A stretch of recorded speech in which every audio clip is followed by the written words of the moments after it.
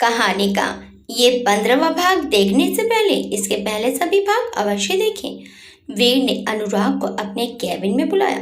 कुछ देर बाद अनुराग उसके सामने था। वीर ने उसे बैठने का इशारा किया तो अनुराग वीर के सामने की चेयर पर बैठ गया। वीर ने उससे पूछा, उन लोगों का कुछ पता चला जो अधीरा को ढूंढ रहे थे? अनुराग वीर को देखकर बोला, नहीं सर, अभी तक कुछ पता नहीं चला। अभी वो लोग किसी से नहीं मिले, पर एक बात और है जो मुझे पता चली थी। वीर ने पूछा, बताओ हमें, क्या बात पता चली थी तुम्हें? अनुराग बोला, सर, 3 साल पहले जब अधीरा की फैमिली अधीरा के साथ शिमला से यहाँ आई थी, तब अधीरा बहुत अजीब सा बर्ताव कर रही थी। किसी को नहीं पहचानती थी और ना किसी से कोई बात करती थी। उसके माँ पापा उसे कभी अकेला नहीं छोड़ते थे और अधीरा वो बस चुपचाप रहती थी। फिर अनुराग ने अपने और सपना के बीच हुई बातचीत वीर को बता दी। अनुराग की बात सुनकर वीर की आंखें हैरानी से फैल गई। वीर के होश उड़ चुके थे। वो अपने मन में बोला, अधीरा किसी को नहीं पहचान रही थी, तो इसका क्या मतलब है?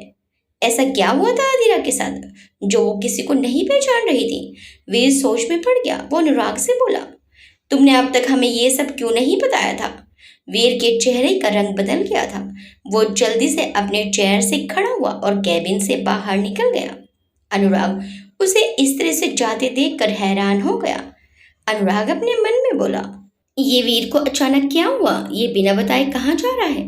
अवधेश जी ने एक होटल के रूम को नॉक किया और कुछ देर में किसी लड़के ने रूम का गेट खोला और अवधेश जी रूम के अंदर चले गए। ये एक बड़ा और खूबसूरत रूम था। अवधेश जी रूम के अंदर आ गए तो जिस लड़के ने गेट खोला था उसने गेट बंद कर दिया और वो भी अवधेश जी के साथ अंदर आ गया। उस लड़की ने हाथ के इशारे से अवधेश जी को बैठने का इशारा किया तो अवधेश जी बैठ गए। वो लड़का भी अवधेश जी के सामने आकर बैठ गया। वो लड़का और कोई नहीं, वीर था। अवधेश जी बोले, क्यों बुलाया है तुमने मुझे? बोलो, क्या बात करनी है तुम्हें मुझसे? वीर उनकी तरफ देखकर बोला, अधीरा को रात में एक ही सपना क्यों आता है? इस सपने के आने की क्या वजह है? अवधेश जी चौंक गए और बोले, अधीरा ठीक तो है? क्या उसे वहां भी सपना आया? वीर बोला, हाँ, दोनों रात उसे एक ही सपना आया। ऐसे कैसे हो सकता है? क्या बीमारी है अधीरा को? अवधेश जी बोले, मैं ये तुम्हें नहीं बता सकता। मैंने इसीलिए ही तुम्हें अधीरा के रिश्ते के लिए मना किया था। वीर उनकी तरफ देखकर बोला, आप अधीरा को अचानक शिमला से क्यों लेकर आए? क्या हुआ था अधीरा के साथ? ये सुनते ही अवधेश जी चौंक गए और वो वीर को देखने लगे। अवधेश जी बोले, तुम कैसे जानते हो कि हम शिमला से अधीरा को यहाँ अचानक लेकर आए थे? वीर बोला, हम और भी बहुत कुछ जानते हैं, लेकिन हम ये नहीं जानते कि अधीरा के साथ क्या हुआ। वो हम आपसे जानना चाहते हैं। अवधेश जी चुपचाप बैठ गए। फिर वो कुछ सोचकर बोले, तो क्या तुम अधीरा को इस रिश्ते से आज़ाद करना चाहते हो, इसलिए ये सब पूछ रहे हो? ये सुनकर वीर चौंक गया और बोला, अधीरा को तो अब दुनिया की कोई ताकत हमसे नहीं छीन सकती। वो अगर बीमार है तो हम उसका इलाज कराएंगे, उसे अच्छे से अच्छे डॉक्टर को दिखाएंगे। अगर यहाँ इलाज नहीं होता है तो विदेश लेकर जाएंगे, पर उसे अपने से दूर नहीं होने देंगे। हम ये सब इसलिए नहीं पूछ रहे कि हम अधीरा को हमारे रिश्ते से आज़ाद करना चाहते हैं। हम ये सब इसलिए पूछ रहे हैं क्योंकि हम अधीरा को दर्द में नहीं देख सकते। ऐसा वो कौन सा दर्द है जो उसे चैन से सोने नहीं देता? ऐसा वो कौन सा डर है जो अधीरा को इतना डरा देता है कि वो सही से सांस भी नहीं ले पाती? उसे देखकर ऐसा लगता है कि जैसे उसे कोई मार रहा है और वो बचने के लिए छटपटा रही है। वो इतनी डरी होती है कि अगर उसे जल्दी से नहीं जगाया तो वो मर जाएगी। वो कौन से दर्द में जी रही है, ये आपके सिवा हमें कोई नहीं बता सकता। अवधेश जी वीर की बात सुनकर उसे हैरानी से देखने लगे और बोले, अगर तुम्हें मेरी बेटी की इतनी ही परवाह थी तो उसे जबरदस्ती मजबूर करके शादी क्यों की तुमने? हमने तुमसे शादी से इनकार कर दिया तो तुमने उसे मजबूर करके शादी कर ली। क्यों किया तुमने ऐसा? तुम तो किसी भी अमीर घर की खूबसूरत लड़की से शादी कर सकते थे, तो फिर हम जैसे मिडिल क्लास लोगों की साधारण सी लड़की से तुमने शादी क्यों की? जब तक मुझे मेरे सवालों के जवाब नहीं मिल जाते तब तक मैं तुम पर भरोसा नहीं कर सकता और तुम्हें कुछ नहीं बता सकता। ये कहकर अवधेश जी उठने लगे तो वीर बोला, हमारा सब कुछ जानना बहुत ज़रूरी है। कुछ गुंडे अधीरा की फोटो लेकर उसे लोगों को दिखाकर अधीरा के बारे में पूछ रहे हैं। कौन है वो लोग जो अधीरा को ढूंढ रहे हैं? अधीरा का उन लोगों से क्या लेना देना? ये सुनकर अवधेश जी चौंक गए और वो फिर से बैठ गए। उनके चेहरे पर घबराहट आ गई थी। उन्होंने वीर की तरफ देखा और बोले, तुम झूठ बोल रहे हो। तुम्हें कैसे पता कि कोई अधीरा का फोटो लेकर घूम रहा है? वीर बोला, अनुराग से 2 लोगों ने अधीरा का फोटो दिखाकर उसके बारे में पूछा था। वो लोग देखने में गुंडे लग रहे थे। अनुराग ने उनका पीछा भी किया मगर कुछ पता नहीं चला। हमने अपने आदमी उनके पीछे लगा दिए हैं। वो कौन है और क्यों अधीरा को ढूंढ रहे हैं जल्दी ही पता चल जाएगा। पर ये सब क्या है? कहीं अधीरा किसी खतरे में तो नहीं है? क्या आप जानते हैं कि वो लोग कौन है और अधीरा को क्यों ढूंढ रहे हैं और इन सब के पीछे कौन है? वीर की बात सुनकर अवधेश जी घबरा गए। उनके चेहरे पर पसीने की बूंदें चमक उठी और वो घबरा कर बोले, मेरी बेटी की जान खतरे में है। मुझे उन लोगों से अपनी बेटी को बचाना है। मुझे अधीरा के पास जाना है। अब की बार अगर उसने मेरी बेटी को छूने की कोशिश की तो मैं उसे जान से मार डालूंगा। मुझे अधीरा के पास जाना है। ये कहकर अवधेश जी उठने लगे तो वीर बोला, अधीरा अब हमारी बीवी है और हमारी बीवी को छूने की हिम्मत किसी में नहीं। घबराइए मत, अधीरा महफूज है। बस आप हमें ये बताइए कि वो लोग कौन है और अधीरा को क्यों ढूंढ रहे हैं। अवधेश जी बोले, मैं तुम्हें कुछ नहीं बता सकता। मुझे तुम पर भरोसा नहीं है। बस तुम मेरी बेटी को चोट पहुंचाने के बारे में सोचना भी मत। अगर तुमने उसे चोट पहुंचाने की कोशिश की तो मैं तुम्हें छोड़ूंगा नहीं। वीर बोला, आपको हम पर भरोसा करना होगा। हमें सब कुछ बताना होगा।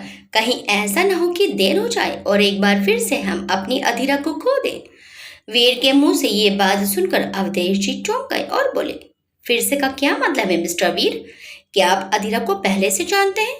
वीर गहरी सांस लेकर बोला, हाँ, हम अधीरा को पहले से जानते हैं। अवधेश जी वीर की बात सुनकर वीर को गहरी नजर से देखकर बोले, तुम अधीरा को कैसे जानते हो? वीर अवधेश जी का सवाल सुनकर एक गहरी सांस लेकर बोला, हम अधीरा को 3 साल पहले से जानते हैं। हम उससे पहली बार शिमला में मिले थे। ये सुनकर अवधेश जी हैरान हो गए। वीर आगे बोला, हम 3 साल पहले अपने एक प्रोजेक्ट के सिलसिले में शिमला गए थे। वहां हमारी मुलाकात अधीरा से हुई थी। पहले ही मुलाकात में अधीरा हमें पसंद आ गई और कब ये पसंद प्यार में बदल गई हमें पता ही नहीं चला। अधीरा भी हमसे प्यार करने लगी थी। हम अधीरा से शादी करना चाहते थे और हम उसकी पढ़ाई पूरी होने का इंतजार करने लगे। जिस दिन उसका लास्ट पेपर था हम उस दिन आपके घर आकर आपसे अधीरा का हाथ मांगने वाले थे, पर हमें अचानक किसी काम से शिमला से यहाँ वापस आना पड़ा। हमें यहाँ 4 दिन लग गए अपना काम खत्म करके। जब 4 दिन बाद हम लौटकर वापस गए तो अधीरा हमें कहीं नहीं मिली। हमने उसे बहुत ढूंढा पर वो नहीं मिली। हम आपके घर भी गए थे पर आप लोग शिमला छोड़कर जा चुके थे। हम अधीरा को ढूंढने बहुत बार शिमला गए पर वो हमें नहीं मिली। फिर मिली भी तो 3 साल बाद। जब मिली तो वो हमें बिल्कुल भूल चुकी थी। हमने उसे अपनी कंपनी में जॉब भी इसलिए ही दी थी कि वो हमें पहचान ले, पर उसने हमें नहीं पहचाना। अवधेश जी वीर की बात सुनकर हैरान थे। उन्होंने वीर से पूछा, क्या अब उसने तुम्हें पहचान लिया? वीर ने जवाब दिया, नहीं, अधीरा ने अभी तक हमें नहीं पहचाना है। अवधेश जी बोले, तो क्या वो तुम्हें पसंद करती है? वीर बोला, नहीं, हमारे बीच ऐसी कोई बात नहीं हुई। न तो उसने हमसे कहा कि वो हमें पसंद करती है और ना ही हमने उससे कहा कि वो हमें पसंद है। अवधेश जी बोले, तो जब अधीरा ने तुम्हें पहचाना नहीं तो तुमने अधीरा से शादी क्यों की, जबकि अभी तक तो वो तुम्हें पसंद भी नहीं करती? क्या तुमने उसे ये बताया कि तुम उसे पहले से जानते हो? वीर उदास होकर बोला, नहीं, अधीरा ने हमें नहीं पहचाना और ना ही हमने उसे कभी ये बताया कि हम उसे पहले से जानते हैं। हमें लगा कि अधीरा ने हमें धोखा दिया है और उसने अपने घर वालों के दबाव में आकर किसी और से शादी कर ली है।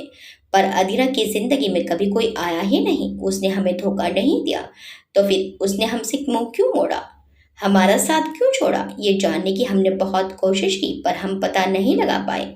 अवधेश जी ये सुनकर बोले, तो इसीलिए तुमने अधीरा से बदला लेने के लिए उसे मजबूर करके उससे जबरदस्ती शादी की और हमसे कहा कि अधीरा खुद ये शादी करना चाहती थी।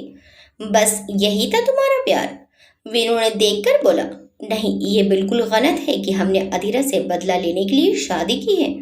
हाँ, ये सच है कि हमने उसे मजबूर करके जबरदस्ती शादी की है, पर बदला लेने के लिए हमने उससे शादी नहीं की है। हम अधीरा से नाराज जरूर थे, पर हम उसे सपने में भी कोई नुकसान नहीं पहुंचा सकते। अधीरा से शादी करने की वजह कुछ और है, इसके लिए आपको हमारे बचपन से लेकर अब तक की सारी बातें जाननी होगी। फिर वीर ने अपने बचपन से लेकर अब तक की सारी बातें अवधेश जी को बता दी। वीर एक गहरी सांस लेकर बोला, हमारे दादाजी ने अपनी विल में ये अजीब शर्त लिख दी और दादाजी की विल में दिया गया समय खत्म होने में अब कुछ ही समय रह गया है और हम अधीरा के अलावा किसी और को अपनी जिंदगी में नहीं चाहते थे। हम शादी करते तो सिर्फ अधीरा से, इसलिए हमने आपसे अधीरा के रिश्ते की बात की थी, पर आपने रिश्ता करने से मना कर दिया, तो हमें शादी करने के लिए दूसरा तरीका अपनाना पड़ा। फिर वीर ने अपनी पॉकेट से अवधेश जी के घर के पेपर्स निकालकर उनके सामने रख दिए और बोला, ये आपके घर के पेपर्स हैं जिनको आपने बैंक में रखकर लोन लिया था। ये पेपर्स हमने बैंक से छुड़ा लिए, ये अब आपके हैं। अवधेश जी ने जल्दी से वो पेपर्स उठाकर देखे तो वो उनके घर के पेपर्स ही थे। अवधेश जी हैरानी से वीर को देख रहे थे। वीर आगे बोला, जब से अधीरा हमारे ऑफिस में जॉब कर रही है तब से हम अधीरा को ऑब्जर्व कर रहे थे। हमें उसका बिहेवियर कुछ अजीब सा लग रहा था। हमने सोचा कि वो हमें ना पहचानने का नाटक कर रही है, पर इतने समय तक कोई नाटक कैसे कर सकता है। हमने पता लगाने की कोशिश की पर कुछ पता नहीं चला। फिर दादाजी की विल का समय भी निकलता जा रहा था। हमने सोचा कि शायद अधीरा के हमारे पास रहने से ही हमें कुछ पता चल जाए। आपके शादी से इनकार के बाद हमारे पास और कोई रास्ता नहीं बचा था अधीरा से शादी करने का, तो हमने अधीरा को मजबूर करके ये शादी कर ली। पर जब से अधीरा हमारे पास आई है तब से दोनों रात उसे एक ही सपना आया। हमने अपनी अधीरा को दर्द में तड़पते देखा तो हम समझ गए कि हमारी अधीरा बेवफा नहीं है, उसके साथ कुछ तो ऐसा हुआ है कि वो हमें भूल गई। हम इसका जवाब आपसे जानना चाहते हैं कि 3 साल पहले अधीरा के साथ क्या हुआ था। हमसे कुछ मत छुपाइए, इससे पहले कि देर हो जाए हमें बता दीजिए। अवधेश जी खामोश थे, वो कुछ बोल नहीं रहे थे। वे उनके हाथ पर हाथ रखकर बोला, पापा प्लीज अपने बेटी पर एक बार भरोसा करके तो देखिए। हम अपनी अधीरा की कसम खाते हैं, हम आपको कभी निराश नहीं करेंगे। हम जिंदगी भर अधीरा की रक्षा करेंगे। हमारे रहते आपकी अधीरा को कोई छू भी नहीं सकता। अगर उसे किसी ने छूने की कोशिश की तो हम उसे मिट्टी में मिला देंगे। अधीरा हमारी जिंदगी है और हमारी जिंदगी को छूने की हिम्मत किसी में नहीं। हमें सब कुछ बताइए कि 3 साल पहले क्या हुआ था। वो कौन सा हादसा है जिसने अधीरा के जीवन से हमें बाहर निकाल कर फेंक दिया। हमारी अधीरा हमें भूल गई। हमसे अधीरा का अनजानों बेगानों सा बर्ताव बर्दाश्त नहीं होता है। वीर की बातें सुनकर अवधेश जी टूट गए। 3 साल से अपने सीने में सब कुछ दफन करके वो मर मर कर जी रहे थे, पर आज वीर के उन्हें पापा कहने पर वो बिखर गए थे। आज कोई तो उनके साथ खड़ा है जो उन्हें हौसला दे रहा है। अवधेश जी की आंखों में आंसू आ गए। उनकी हिम्मत नहीं हो रही थी कुछ कहने की। वीर ने अपने दोनों हाथ से उनका हाथ दबाया और बोला, भरोसा कीजिए, चाहे कोई भी बात हो, कितनी भी बड़ी हो, हमें हमारी अधीरा से अलग नहीं कर सकती। प्लीज पापा हमें बता दीजिए ताकि हम अपनी अधीरा की रक्षा कर सकें। अवधेश जी ने वीर की तरफ देखा। उसकी आंखों में उन्हें सच्चाई नजर आई। उन्हें वीर में अपना बेटा नजर आया, एक ऐसा बेटा जो आज उनकी हिम्मत बनकर उनके साथ खड़ा था। अगर उन्होंने वीर को कुछ ना बताया तो कहीं अधीरा फिर से मुसीबत में ना फंस जाए। वीर फिर से बोला, प्लीज पापा, अधीरा की रक्षा के लिए आपको हमें सब कुछ बताना होगा। प्लीज हमें बता दीजिए। अवधेश जी चुपचाप बैठे थे। उनकी कुछ भी बोलने की हिम्मत नहीं हो रही थी। उन्होंने अपनी सारी हिम्मत इकट्ठी की, एक गहरी सांस ली और हिम्मत करके बताना शुरू किया। 3 साल पहले की बात है। उस दिन अधीरा का लास्ट पेपर था।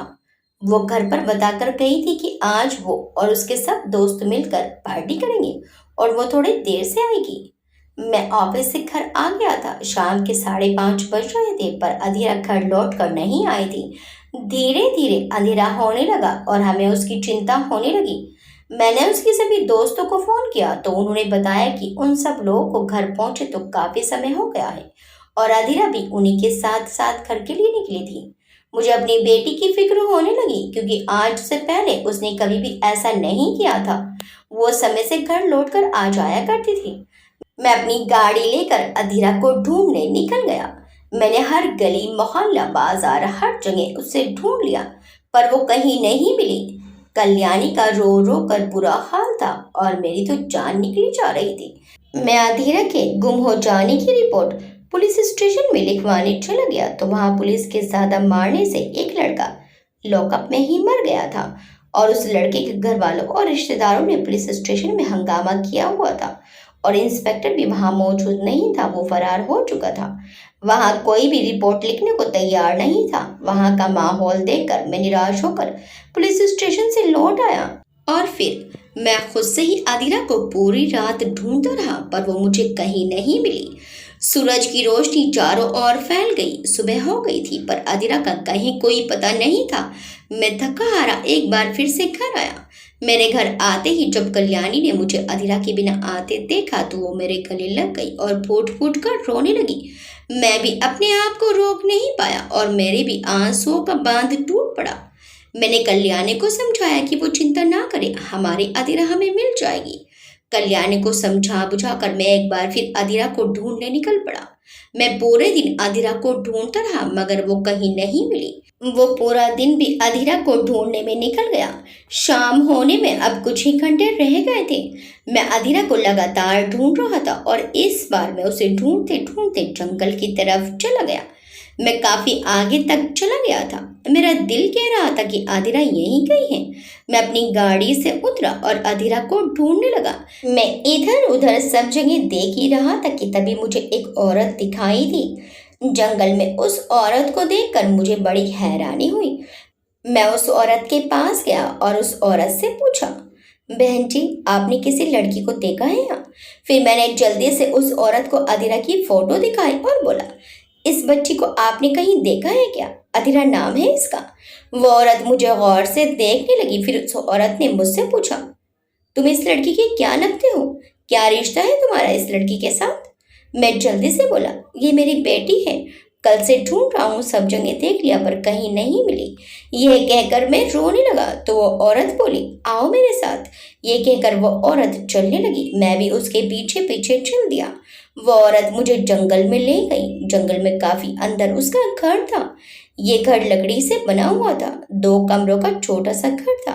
वहां उस औरत का पति भी था। वो मुझे अपने घर के अंदर ले गई और फिर उसने एक कमरे का दरवाजा खोला और मुझे अंदर आने के लिए कहा। मैं जैसे ही अंदर गया वहां एक पलंग पर चादर से ढका कोई लेटा हुआ था। मुझे बड़ा अजीब लग रहा था कि औरत मुझे यहाँ क्यों लेकर आई है।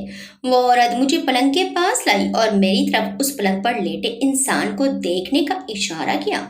मैंने जैसे ही पलंग की तरफ देखा मेरे होश उड़ गए। ये और कोई नहीं, मेरी बच्ची थी। मेरी प्यारी सी गुड़िया अधीरा थी। मैं भागकर उसके पास आया। अधीरा मेरी बच्ची, क्या हुआ तुझे? देख तेरे पापा आ गए हैं। मैं उसे उठाने लगा पर वो नहीं उठी। अधीरा की हालत देखकर मैं घबरा गया था। मैंने उस औरत से पूछा कि आपको कहाँ मिली? तो वो औरत बोली, मैं जंगल से जड़ी बूटियां ढूंढकर उनकी दवाई बनाकर बेचने का काम करती हूँ। मैं और मेरे पति आज जड़ी बूटियां ढूंढते ढूंढते अंदर जंगल में चले गए थे। वहां हमें एक घर दिखाई दिया। वो घर लकड़ी से बना हुआ था। हम कुछ दिन पहले भी उधर गए थे पर तब वो घर वहां नहीं था। हम उस घर को देखकर हैरान रह गए क्योंकि वो घर बहुत अच्छी तरह से बनाया गया था। वो घर सारी सुविधाओं को ध्यान में रखकर बनाया गया था। हमें वहां कुछ अच्छा नहीं लग रहा था। हमें घर के बाहर खून के निशान भी दिखाई दिए। हमने देखा कि उस घर पर ताला नहीं लगा था। वो घर बाहर से कुंडी लगाकर बंद किया गया था। हम दोनों उस घर के अंदर चले गए। अंदर से वो घर देखकर हम हैरान रह गए। उस घर में सारी सुविधाएं थी। सामने एक हॉल था जिसमें कीमती कालीन बिछा हुआ था। उसमें सोफा और टेबल रखी हुई थी।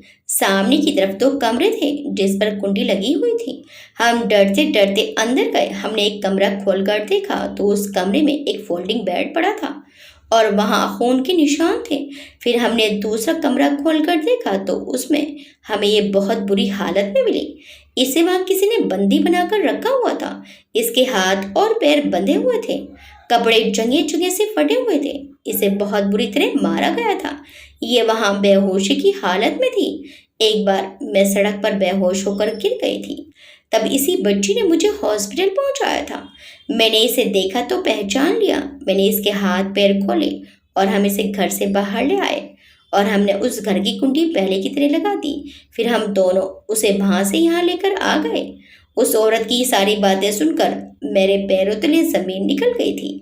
अपनी बेटी को देखकर मेरा कलेजा फटक जा रहा था। उस औरत ने आगे बताया, फिक्र मत करो, इसके साथ मारपीट जरूर की गई है पर इसके साथ जबरदस्ती नहीं की गई है। जिसने इसे बंधक बनाया था उसका मकसद कुछ और ही था, वरना किसी लड़की को अगवा करने के बाद वो उसकी इज्जत खराब करने में इतना समय नहीं लगाता। आप कह रहे हैं कि ये कल शाम से गायब है और ये कल से उसके कब्जे में थी। वो चाहता तो इसके साथ कुछ भी कर सकता था पर अब तक भी यही सही सलामत है। तो इसका मतलब यही है कि अगवा करने वाले का मकसद कुछ और ही है। और उसका क्या मकसद है और उसने इसे क्यों अगवा किया, ये तो आपकी बेटी ही आपको बता सकती है। मेरा गुस्से में बुरा हाल था। मैं उस इंसान को मार डालना चाहता था जिसने मेरी बेटी को अगवा किया था। मैं उस औरत से बोला, क्या आप मुझे उस घर तक ले जाएंगी? वो औरत बोली, पहले आप अपनी बेटी को देखिए, उसे इस समय इलाज की जरूरत है। हम 1 घंटे पहले ही इसे यहाँ लेकर आए हैं। हम इसे हॉस्पिटल ले जाने वाले थे कि आप मिल गए। और एक बात और, अगर किसी ने इसे अपने मकसद के लिए अगवा किया है तो जिसने इसे अगवा किया था वो इसे दोबारा भी अगवा करने की कोशिश कर सकता है। तो आपको सावधान रहना होगा। वो जो कोई भी है बहुत पैसे वाला है, क्योंकि ये घर देखने में ऐसा लग रहा था कि जिसने भी ये घर बनाया या बनवाया है वो बहुत पैसे वाला है। ये घर कुछ दिन पहले ही बनाया गया है और हो सकता है कि अधीरा के वहां ना मिलने पर वो सबूत मिटाने के लिए इसको तोड़वा दे। उस औरत का पति भी वहीं खड़ा था। वो बोला, आप अपनी बेटी को पहले हॉस्पिटल ले जाइए। सुबह होते ही उस घर पर नजर मैं रख लूंगा और आपको सारी बातें फोन पर बता दूंगा। उन लोगों की सहायता से मैं अधीरा को अपनी गाड़ी तक लेकर आया और अधीरा को लेकर हॉस्पिटल के लिए निकल गया और कल्याणी को फोन करके हॉस्पिटल आने के लिए कह दिया। वे जैसे जैसे ये सब सुन रहा था उसकी हाथों की मुट्ठियां फिर चुकी थी। उसकी आंखें गुस्से से लाल हो गई थी और उनमें नमी आ गई थी। हॉस्पिटल में अधीरा का इलाज शुरू हो चुका था पर वो होश में नहीं आई थी। पूरी रात हम उसके होश में आने का इंतजार करते रहे। सुबह को मुझे उस औरत के पति का फोन आया और उसने मुझे बताया कि उनका शक सही निकला। वो घर रात ही रात में वहां से गायब हो चुका है। वहां अब किसी घर का कोई नामो निशान नहीं है। वो जो कोई भी है वो अधीरा को फिर से निशाना बनाने की कोशिश कर सकता है। ये सुनकर हमारे होश उड़ चुके थे। अगले दिन शाम को जब अधीरा को होश आया तो वो हमें पहचानी नहीं रही थी। थोड़ी देर बाद वो फिर से बेहोश हो गई। अधीरा की ऐसी हालत देखकर हम बहुत परेशान थे। हम दोनों की जान निकली जा रही थी। फिर वही औरत और उसका पति अधीरा को हॉस्पिटल में मिलने आए। वो दोनों भी अधीरा को देखकर बहुत दुखी हुए। उस औरत का पति मुझसे बोला, मैंने कुछ लोगों को जंगल के बाहर देखा था। मैंने उनकी बातें सुनी थी। वो लोग किसी लड़की को ढूंढ रहे हैं। क्या पता वो लोग आपकी बेटी को ही ढूंढ रहे हों। आप इसे यहाँ से लेकर चले जाइए। कहीं ऐसा ना हो कि वो अधीरा को फिर से नुकसान पहुंचाए। उनकी बातें सुनकर मैं और कल्याणी डर गए। हमारी सबसे पहली प्राथमिकता अधीरा की सुरक्षा थी। मैंने कल्याणी को घर जाकर सामान पैक करने के लिए कहा तो वो औरत और उसका पति कल्याणी की सहायता करने के लिए कल्याणी के साथ घर चले गए और उन दोनों के साथ मिलकर कल्याणी ने सामान पैक कर लिया और उस औरत के पति ने अपने जानने वाले एक ट्रक ड्राइवर से बात करके सारा सामान ट्रक में लदवा दिया और कल्याणी को लेकर हॉस्पिटल आ गए। मैंने अधीरा के डॉक्टर से बात की और उनसे कहा कि हम यहाँ से जा रहे हैं और अपनी बेटी का ट्रीटमेंट हम वहीं करा लेंगे जहाँ हम जा रहे हैं। डॉक्टर ने कोई एतराज़ नहीं किया और अधीरा के ट्रीटमेंट की फाइल हमें दे दी। रात हो चुकी थी और रात के अंधेरे में ही मैं और कल्याणी अधीरा को लेकर वहां से निकल गए। हम उसे यहाँ लेकर आए और उसे हॉस्पिटल में एडमिट करा दिया। कई दिन तक अधीरा हॉस्पिटल में एडमिट रही। उसे होश तो आ गया था पर वो हम में से किसी को भी नहीं पहचान रही थी। डॉक्टर के मुताबिक उसे किसी चीज से गहरा सदमा लगा है।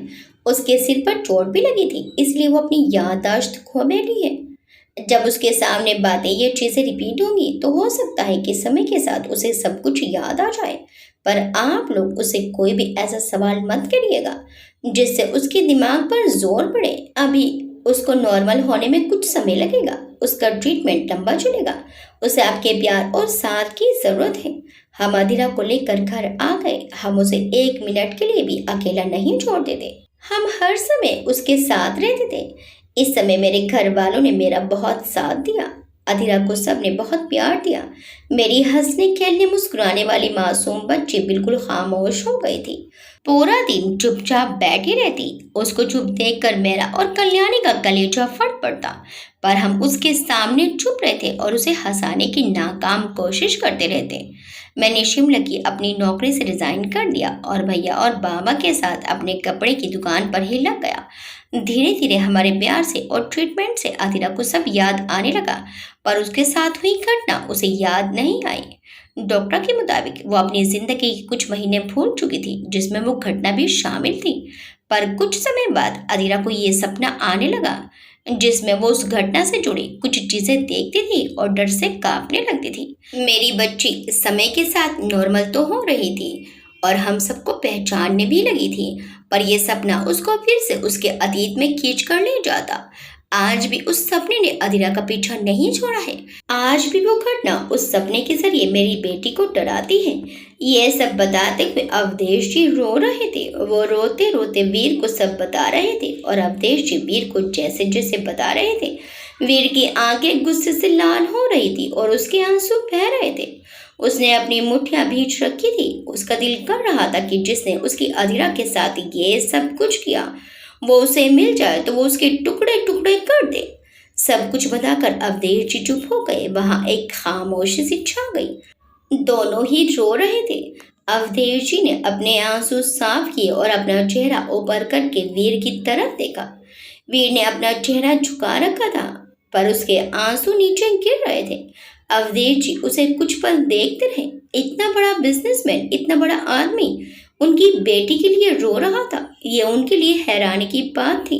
अवधेश जी कुछ पल वीर को ऐसे ही देखते रहे, फिर वो उठकर उसके पास आए और आकर उसके पास बैठ गए और उसके हाथ पर अपना हाथ रखा।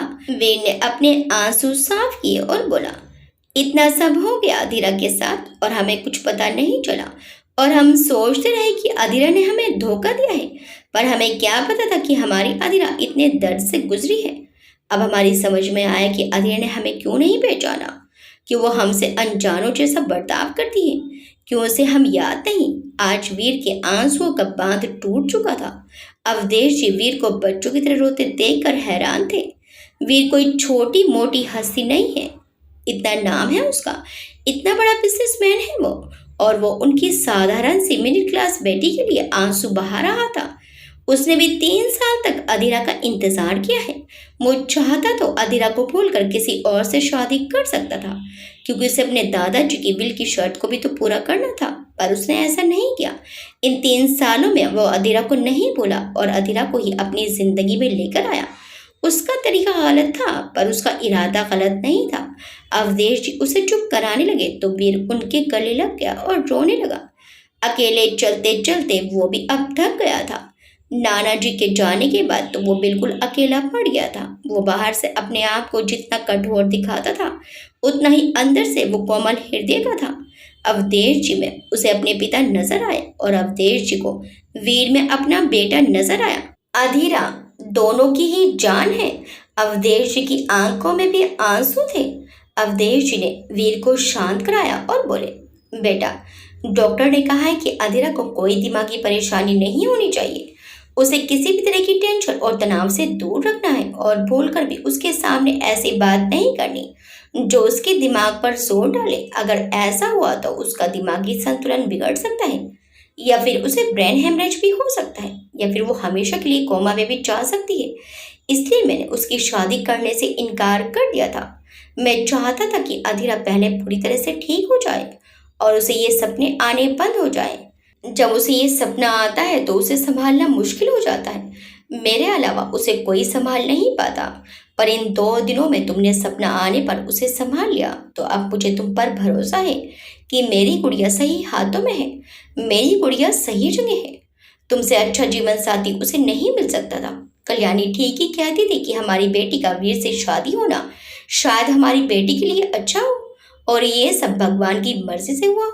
आज मुझे भी कल्याणी की बातों पर यकीन हो गया है। वीर उनसे बोला, अब आप अधीरा की फिक्र मत कीजिए, अब वो हमारे पास सुरक्षित है। अब उसे कोई छू भी नहीं सकता। और रही बात उसकी जिसने अधीरा के साथ ये सब किया, वो चाहे पाताल में भी जाकर छुप जाए, हम उसे ढूंढ निकालेंगे और उसे ऐसी दर्दनाक मौत देंगे कि देखने वालों की भी रूह कांप जाएगी। वीर ने अपने आंसू साफ किए और अवधेश जी से बोला, पापा, हमने आपका दिल दुखाया है, आप हमें माफ कर दीजिए। हम आपका दिल नहीं दुखाना चाहते थे, पर हमने जो भी किया वो मजबूरी में किया था। हम अधीरा के बिना अपने जीवन की कल्पना भी नहीं कर सकते। हमने जो कुछ भी किया उसमें तरीका भले ही गलत था, पर हमारा इरादा गलत नहीं था। हम आपको यकीन दिलाते हैं कि अधीरा को हम हमेशा खुश रखेंगे। अवधेश जी बोले, बेटा, अधीरा हमारी इकलौती बेटी है। हमने हमेशा से यही चाहा था कि हमें दामाद के रूप में एक बेटा मिले, और हमारी वो ख्वाहिश पूरी हो गई है। तुम हमसे माफी मत मांगो। आज मुझे दामाद के रूप में एक बेटा मिल गया है। पुरानी बातें भूलकर हम एक नई शुरुआत करते हैं। हमें अधीरा को खुश रखना है, इसलिए जरूरी है कि हम सब कुछ भूलकर अपनी इस नई रिश्तेदारी को निभाएं।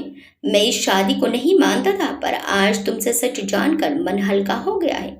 शादी सिर्फ लड़की और लड़के के बीच नहीं होती, दो परिवारों के बीच होती है। कुछ रस्में होती हैं जो निभानी पड़ती हैं। ये सुनकर वीर बोला, ये शादी हमने मजबूरी में की थी, पर जब अधीरा ठीक हो जाएगी तो हम दोबारा शादी करेंगे, जिसमें हर चीज अधीरा की पसंद की होगी। हम अधीरा की छोटी से छोटी ख्वाहिश, उसका छोटा से छोटा सपना पूरा करेंगे।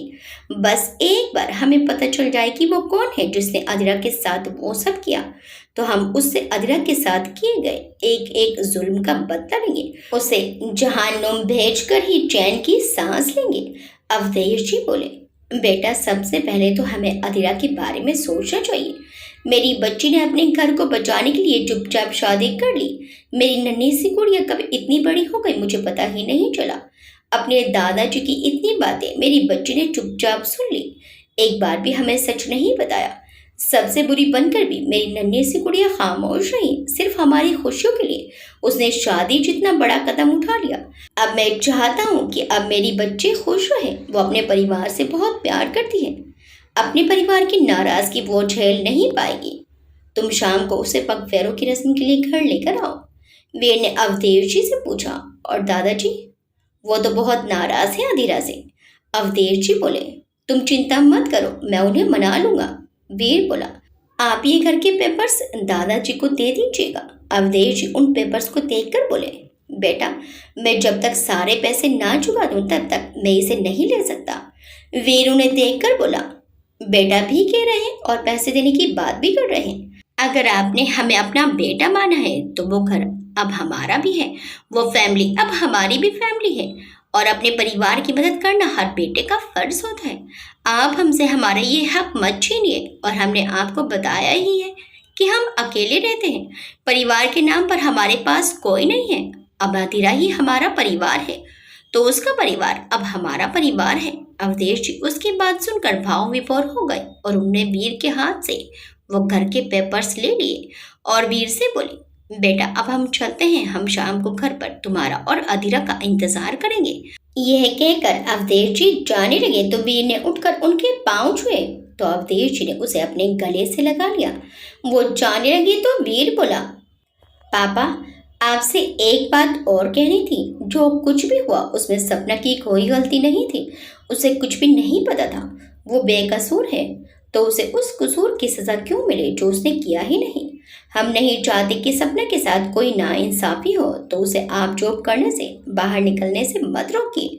अवधेश जी मुस्कुराकर बोले, तुम चिंता मत करो, मैं बाबा से बात करूंगा। यह कहकर अवधेश जी चले गए और उनके जाने के बाद वीर वहीं धम से सोफे पर गिर गया और आंसुओं की धारा उसकी आंखों से बह निकली।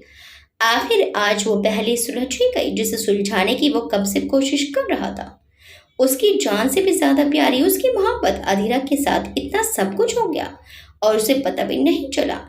अब उसे समझ आ रहा था कि अधीरा को शिमला छोड़कर वापस लौट आने पर उसे इतनी बेचैनी क्यों हो रही थी। क्यों उसका दिल अधीरा को छोड़कर जाने के लिए तैयार नहीं था। क्यों उन दिनों उसे इतनी बेचैनी और घबराहट होती थी। क्यों वो इतना तड़पता था। क्यों अधीरा को भूलने के लिए उसका दिल तैयार नहीं था। क्यों वो अधीरा का इंतजार करता था। क्यों अधीरा उसे नहीं पहचानती। क्यों वो उसके प्यार को भूल गई। वो काफी समय तक रोता रहा। फिर उसने अपने आप को शांत किया और अपने आंसू पोंछे और उठकर वॉशरूम में गया। अच्छी तरह से अपना चेहरा धोया और टॉवल से अपने चेहरे का पानी साफ किया। फिर बाहर आकर बैठ गया। रोने की वजह से उसकी आंखें लाल हो गई थी और उसकी आंखें सूज भी गई थी। फिर कुछ देर बाद उसने अपनी आंखों पर अपनी कीमती गॉगल्स लगाए और घर के लिए निकल गया। इधर संजना घर पहुंची तो उसने देखा कि भानु प्रताप जी और रागिनी डाइनिंग टेबल पर बैठे हैं। वो लंच शुरू करने ही वाले थे कि संजना ने अंदर आकर जोर से कहा, सरप्राइज, मैं आ गई। उसे देखकर भानु प्रताप जी और रागिनी की आंखें हैरानी से खुली रह गई। भानु प्रताप जी खुश होकर बोले, हमारी प्रिंसेस, आप अचानक आने से पहले हमें इन्फॉर्म तो करना चाहिए था ना। हम अपनी प्रिंसेस को लेने खुद एयरपोर्ट आ जाते। वो अपनी चेयर से उठकर उसके पास आने लगी तो संजना आकर उनके गले लग गई। भानु प्रताप जी उसके सिर पर हाथ फेरकर बोले, हमारी प्रिंसेस ने तो आज हमें इतना बड़ा सरप्राइज दे दिया। आज हम बहुत खुश हैं। रागिनी भी उसके पास आ गई तो संजना रागिनी के गले लग गई। रागिनी बोली, संजना, ये क्या बचपना है, आने से पहले कम से कम इन्फॉर्म तो करना चाहिए था ना। संजना रागिनी से अलग हुई और बोली, अब मॉम, अब मैं बड़ी हो गई हूँ और अपना ख्याल खुद रख सकती हूँ, तो आपको मेरी चिंता करने की जरूरत नहीं है। रागिनी बोली, बच्चे कितने भी बड़े हो जाए मगर वो अपने माता पिता की नज़र में बच्चे ही रहते हैं। भानु प्रताप जी बोले, रागिनी, क्या है ये, 3 साल बाद बच्ची घर आई है और आप आते ही हमारी प्रिंसेस पर गुस्सा करने लगी। बेटा, आप जाइए और जाकर पहले फ्रेश हो जाइए। हमने अभी लंच नहीं किया है, आज साथ में करते हैं। ठीक है बाबा, मैं अभी थोड़ी देर में फ्रेश होकर आती हूँ। ये कहकर संजना सीढ़ियों से ऊपर चढ़कर अपने कमरे में चली गई और भानु प्रताप जी उसे प्यार भरी नजरों से देखते रहे। उसके जाने के बाद रागिनी बोली, देखा आपने, बिना इन्फॉर्म किए ही आ गई। पता नहीं ये कब समझदार होगी। भानु प्रताप जी चेयर पर बैठते हुए बोले, आप चिंता मत कीजिए, वो अब बड़ी हो गई है और अपना अच्छा बुरा खुद समझ सकती है। वो यहाँ से नहीं जाना चाहती थी, आपने उसे जबरदस्ती पढ़ने के लिए बाहर भेज दिया। अब 3 साल बाद वो लौट कर आई तो आप उसके आते ही शुरू हो गई हैं। अब आप उस पर ज्यादा सख्ती मत कीजिएगा। ये कर भानु प्रताप जी ने अपना फोन निकाला और अपने मैनेजर को फोन करके कहा, आज की हमारी मीटिंग कैंसिल कर दो। आज का दिन हम अपनी बेटी के साथ गुजारना चाहते हैं। ये कहकर भानु प्रताप जी ने फोन रख दिया और संजना का ऊपर से आने का इंतजार करने लगे। रागिनी अपने मन में सोचने लगी, मैंने इसे वीर से दूर रखने की कितनी कोशिश की, पर ये फिर से यहाँ आ गई और अब यहाँ आने पर यह वीर से मिलने की फिर से कोशिश जरूर करेगी। जब तक प्रॉपर्टी हमारे हाथ नहीं आ जाती तब तक हम उसे मार भी नहीं सकते। एक बार प्रॉपर्टी हमारे हाथ आ जाए फिर उसे मारने से भगवान भी उसे नहीं बचा सकते और उसके मरने तक कैसे भी करके मुझे संजना को वीर से दूर रखना होगा। संजना को हमारे किसी भी काम की भनक नहीं लगनी चाहिए, वरना ये सारा बना बनाया खेल बिगाड़ देगी। इधर अधीरा घर में बैठी बोर हो रही थी तो उसने बंसी को सारे नौकरों को हॉल में इकट्ठा होने के लिए कहा। सारे नौकर हॉल में आकर इकट्ठे हो गए और अधीरा हॉल में आकर बैठ गई और उसने सारे नौकरों को लाइन में खड़ा कर रखा था। वो सबके नाम पूछ रही थी और नाम पूछने के साथ वो कुछ अजीब अजीब बातें भी पूछ रही थी। बंसी एक तरफ हाथ बांधे खड़ा था और अधीरा को आंख फाड़े देख रहा था। अधीरा ने एक नौकर से पूछा, हाँ तो तुम्हारा नाम क्या है? नौकर बोला, हरिया। अधीरा बोली, तुम्हारा नाम हरिया किसने रखा था? हरिया बोली, और कौन रखेगा? हमारे माता पिता ने ही रखा होगा।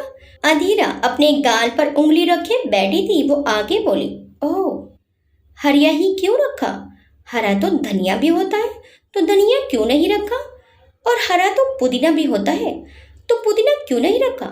नौकर मुंह फाड़े उसे देख रहे थे। वो नौकर बोला, मैम साहब, ये तो हमने कभी सोचा ही नहीं था। अब की बार जब घर जाएंगे तो अपनी अम्मा से जरूर पूछेंगे। अधीरा खुश होकर बोली, हाँ, और आकर हमें भी बताना उन्होंने क्या कहा। ठीक है, चलो अब तुम बताओ तुम्हारा नाम क्या है? नौकर नाम बताने ही वाला था कि वीर अंदर आ गया। उसने देखा कि सारे नौकर अधीरा के सामने खड़े हैं। अधीरा की पीठ वीर की तरफ थी। सामने से आते वीर पर नौकरों की नजर पड़ी तो सब डर गए। वीर ने इशारे से सबको बाहर जाने के लिए कहा तो सब सिर झुकाकर हवेली से बाहर चले गए। अधीरा ने जब देखा कि सारे नौकर बाहर जा रहे हैं तो वो सबको रोकते हुए बोली, अरे अरे, कहाँ जा रहे हो? अभी तो मुझे तुम लोगों से बहुत कुछ पूछना है। पर उनमें से जब कोई भी नहीं रुका और सब बाहर जाने लगे तो अधीरा ने पीछे पलट कर देखा तो अपने पीछे वीर को आते देखकर वो समझ गई कि सारे नौकर बाहर क्यों चले गए। वो मुंह बनाकर बोली, लो, आ गया जल्लाद, इसलिए सब डर कर चले गए। वैसे ये आज यहाँ दिन में क्या कर रहे हैं? इन्हें तो इस समय ऑफिस में होना चाहिए था। वीर ने एक नजर अधीरा को देखा और बोला, ऊपर आओ। और ये कहकर वीर सीढ़ियों से चढ़ता हुआ अपने कमरे में चला गया। अधीरा उसे देखती रह गई और बड़बड़ाते हुए बोली, इन्हें क्या हुआ है? ये ज्वालामुखी आज इतना शांत कैसे है? अधीरा उठी और सीढ़ियां चढ़कर अपने कमरे में आ गई। वो अपने कमरे में आई तो उसने देखा कि वीर बेड पर बैठा था। उसने अपने दोनों हाथों की कोहनी अपने घुटनों पर रखी हुई थी और अपने दोनों हाथ आपस में मिला रखे थे और अपना चेहरा अपने दोनों हाथों के थोड़ा सा ऊपर किया हुआ था। वो झुककर बैठा था और उसने अपना सिर नीचे झुका रखा था। अधीरा धीरे धीरे चलकर वीर के सामने आकर खड़ी हो गई। वो अभी कुछ कहने ही वाली थी कि वीर ने अपना सिर ऊपर उठाकर उसे देखा। वीर की आंखों में आंसू थे। अधीरा वीर की आंखों में आंसू देखकर हैरान रह गई। वीर उठा और अधीरा के सामने खड़ा हो गया और अधीरा को देखने लगा। उसकी आंखों में अधीरा के लिए बेशुमार प्यार दिखाई दे रहा था। अधीरा उसकी आंखों में देखने लगी। वीर की आंखों में हजारों सवाल थे। इससे पहले वो कुछ समझ पाती, वीर ने एकदम से उसे अपनी बाहों में भर लिया। अधीरा हैरान रह गई कि आज वीर को क्या हुआ। आज वीर ने उसे दूसरी बार ऐसे गले लगाया था। एक बार जब लगाया था जब वो फैक्ट्री में बच्चों के साथ फंस गई थी। वीर का उसे गले से लगाना कुछ अलग ही एहसास था। उसे एक अनजाना सा एहसास छू रहा था।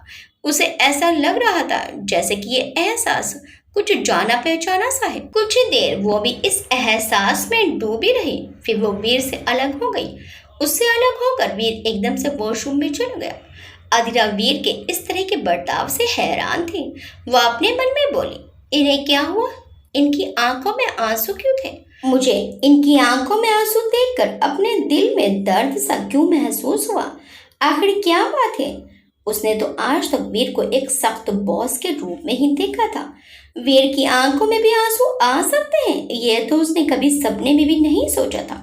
काफी देर तक वीर शावर के नीचे खड़ा होकर अपने आंसू बहाता रहा।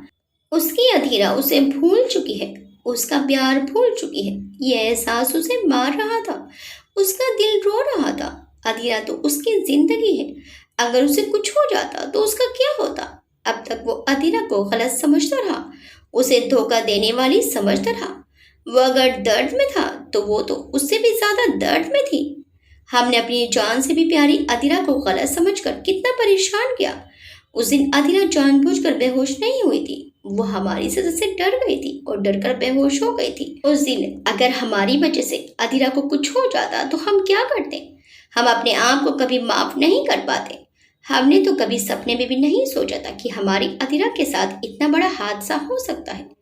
हम अधीरा से नाराज थे, पर फिर भी कभी अधीरा के बारे में इस तरह से नहीं सोच पाए, क्योंकि हम अधीरा के साथ ऐसा हादसा होने की बात तो अपने ख्यालों में भी नहीं सोच सकते। उस दिन हमने उसे अपने गुस्से में साइड पर भेज दिया। अगर उसे वहाँ कुछ हो जाता तो, उसके दिमाग पर जोर पड़ जाता तो हम तो जीते जी मर जाते। कितना दर्द सहा है हमारी अधीरा ने।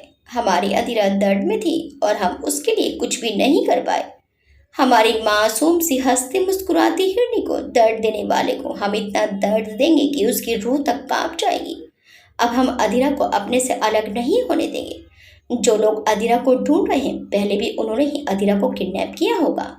आखिर वो अधीरा से चाहते क्या है? किसने किया ये सब कुछ? हमें उसे जल्द से जल्द ढूंढना होगा और उसे जहन्नुम भेजना होगा। हमें अपनी अधीरा के दिल में फिर से अपना प्यार जगाना होगा। उसे इतना प्यार देना होगा कि वो भले ही हमें भूल जाए, पर उसका दिल हमें पहचान जाए। उसका दिल उससे बगावत करके फिर से हमारे अपने वीर के लिए धड़कने लगे। अधीरा के दिल में हमारे लिए फिर से प्यार जग जाए। ऐसा जरूर होगा। हम अपनी मोहब्बत की बारिश में तुम्हें इतना भिगो देंगे अधीरा कि तुम्हें एक बार फिर हमसे प्यार हो जाएगा। तुम्हें हमसे फिर से मोहब्बत करनी होगी अधीरा। हम तुम्हारे प्यार के बिना नहीं जी पाएंगे, नहीं जी पाएंगे। काश अधीरा, तुम्हें हम और हमारी मोहब्बत याद आ जाए वो सारे हसीन पल याद आ जाए जो हमने साथ में गुजारे थे। इधर वीर आंसू बहा रहा था और बाहर कमरे में बेड पर पालथी मारकर बैठी अधीरा वीर के इतनी देर से वॉशरूम में रहने पर बड़बड़ा रही थी।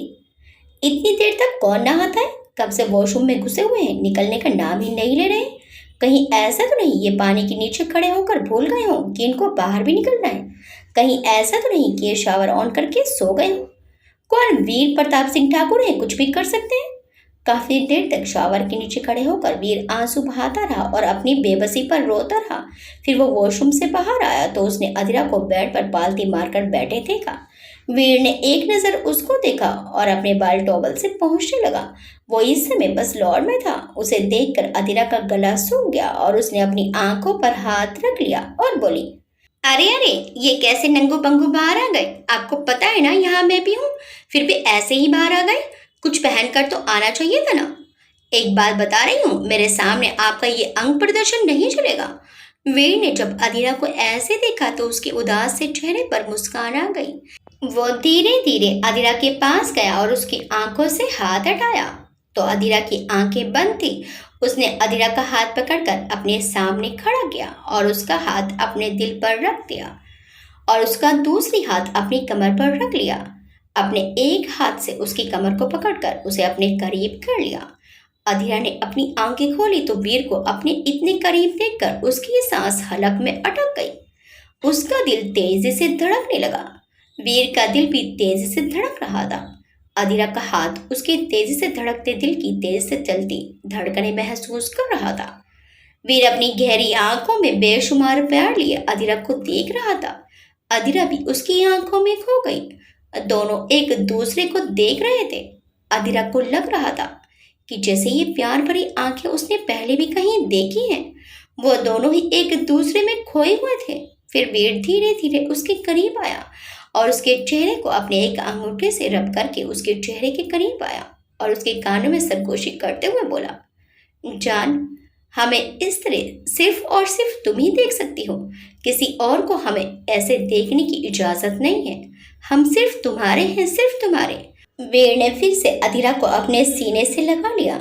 अधीरा की जान हलक में अटकी हुई थी।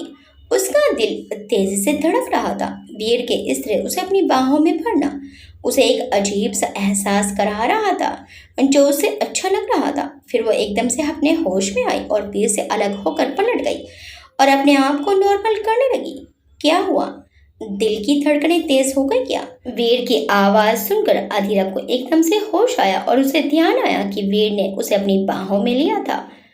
फिर वो अपने आप को संभाल कर वीर की तरफ पलटी। वो एक कदम वीर की तरफ आगे बढ़ाकर उसे घूरते हुए बोली, आपने मुझे गले से क्यों लगाया? क्योंकि मेरा मन था, वीर ने उसकी आंखों में देखकर कहा। आपके मन से क्या होता है? आपको मुझसे पूछना चाहिए था। वीर ने एक आईब्रो ऊपर उठाकर कहा, क्या पूछना चाहिए था? अधीरा ने मुंह बनाकर कहा, यही कि मेरा मन है कि नहीं आपके गले लगने का। वीर ने उसे देखकर पूछा, पूछता तो क्या तुम हाँ करती? अधीरा उसे घूर कर बोली, नहीं, बिल्कुल भी नहीं। वीर बोला, इसलिए नहीं पूछा। देखिए आप। अधीरा ने उसे अपनी एक उंगली दिखाते हुए कहा, दिखाओ। वीर ने उसके बेहद करीब आते हुए कहा। अचानक से वीर के करीब आने से अधीरा पीछे हटने लगी, पर वीर ने उसकी कमर में हाथ डालकर उसे अपने करीब कर लिया। अधीरा अपनी बड़ी बड़ी पलकों को टिमटिमाते हुए उसे देखने लगी। वीर ने उसके चेहरे पर आए बालों को हौले से कान के पीछे करते हुए कहा, बोलो, तुम कुछ बोल रही थी।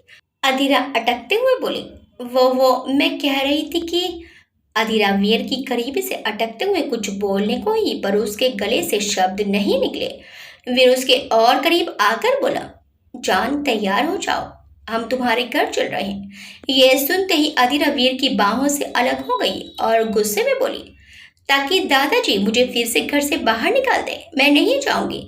आप तो चाहते ही हैं कि मेरे घर वाले मुझे घर से बाहर निकालें और आपको एक बार फिर से खुशियां मनाने का मौका मिल जाए। मैं भी आपको खुशियां मनाने का कोई मौका नहीं देने वाली। आप ही चले जाइए। वीर उसे देखकर बोला, सपना से भी नहीं मिलना है क्या तुम्हें? वो तुम्हें बहुत मिस कर रही है। वैसे एक बात और है जो हमने तुम्हें अभी तक नहीं बताई है, और वो ये है कि हमने तुम्हारे पापा को सब सच बता दिया है कि तुमने ये शादी मजबूरी में की थी और इसमें तुम्हारी कोई गलती नहीं थी और हमने तुम्हारे पापा को तुम्हारे घर के पेपर्स भी वापस दे दिए हैं। अधीरा हैरानी से वीर को देखकर बोली, झूठ, आप झूठ बोल रहे हैं। अगर आपको घर के पेपर्स देने ही थे तो ये सब क्यों किया? आपने जबरदस्ती मुझसे शादी क्यों की? वीर अपने कबर्ड के पास गया और कबर्ड खोलकर उसने अपने एग्रीमेंट के पेपर्स निकाले और अधीरा के पास आकर बोला, तुम्हें हमसे शादी करने पर कोई ऐतराज नहीं था ना? बस इस एग्रीमेंट पर ऐतराज था ना? वीर ने वो एग्रीमेंट के पेपर्स फाड़ कर अधीरा के हाथ पर रख दिए और बोला, लो, आज से हमारे बीच कोई एग्रीमेंट नहीं है। आज से हमारी शादी समझौते की शादी नहीं है और तुम चाहो तो हम सबके सामने तुमसे दोबारा शादी करने के लिए तैयार हैं। अधीरा आंखें फाड़ कर वीर को देखने लगी। इस एग्रीमेंट का उसे कितना दुख हुआ था, जिस एग्रीमेंट के कारण उसे इतना रोना पड़ा और जिसके लिए वीर ने इतना कुछ किया, वही पेपर्स वीर ने एक सेकंड में फाड़कर उसके हाथ पर रख दिए। अधीरा को आज वीर का बिहेवियर समझ नहीं आ रहा था। वो प्रश्न भरी नजरों से वीर को देख रही थी। वीर बोला, आज हम पगफेरों की रस्म के लिए तुम्हारे घर जा रहे हैं और हमारा यकीन करो, ये सब सच है, हम झूठ नहीं बोल रहे हैं। अब जल्दी से तैयार हो जाओ। अगर ये सब झूठ निकला तो हम पर कभी भी भरोसा मत करना। ये कहकर वीर कबर्ड से अपने कपड़े निकालने लगा। अधीरा सोच में पड़ गई और अपने मन में बोली, वैसे इतने भी बुरे नहीं है ये, और रात भी इन्होंने मुझे खाना खिलाया था और मुझे माँ, पापा, सपना और बाकी सबकी याद भी तो बहुत आ रही है। क्या पता ये सच बोल रहे हो। आज ये कुछ अलग सा बिहेव कर रहे हैं और आज इनकी आंखों में आंसू क्यों थे? कुछ तो हुआ है जो मुझे नहीं पता। आज तो इन्होंने मुझे परेशान भी नहीं किया, बात भी प्यार से की। वीर ने उसे सोच में डूबे देखा तो उसके पास आकर बोला, क्या हुआ अधीरा, क्या सोच रही हो? जल्दी से तैयार हो जाओ, पापा हमारा इंतजार कर रहे होंगे। वीर के मुंह से अपने पिता के लिए पापा शब्द सुनकर अधीरा हैरान रह गई। कल तक तो ये पापा को मिस्टर चौहान बुलाते थे, ये आज पापा बुला रहे हैं, कुछ तो बात जरूर हुई है। वीर ने उसका हाथ पकड़ा और उसे वॉशरूम में भेजते हुए बोला, चलो जल्दी से शावर लो और तैयार हो जाओ, हमें निकलना है, सब हमारा इंतजार कर रहे होंगे। अधीरा वॉशरूम में चली गई और थोड़ी देर में वॉशरूम से शावर लेकर बाथरूम पहनकर बाहर आई तो वीर रूम में नहीं था। वो बालकनी में बैठा किसी गहरी सोच में गुम था। अधीरा ने कबर्ड खोला और रेड कलर की एक बहुत खूबसूरत साड़ी पहनकर तैयार होने लगी। आगे क्या होगा? क्या अधीरा के दादाजी अधीरा को माफ कर देंगे? क्या वीर अधीरा को किडनैप करने वालों को ढूंढ पाएगा? आखिर अधीरा के साथ ऐसा क्या हुआ था कि वो अपनी याददाश्त खो बैठी? देखिए इस कहानी के अगले भाग में। आपको ये कहानी कैसी लगी हमें कमेंट करके जरूर बताइएगा। वीडियो चलेगी तो वीडियो को लाइक, शेयर, सब्सक्राइब करना मत भूलिएगा। मिलते हैं इस कहानी के अगले भाग में। Bye bye.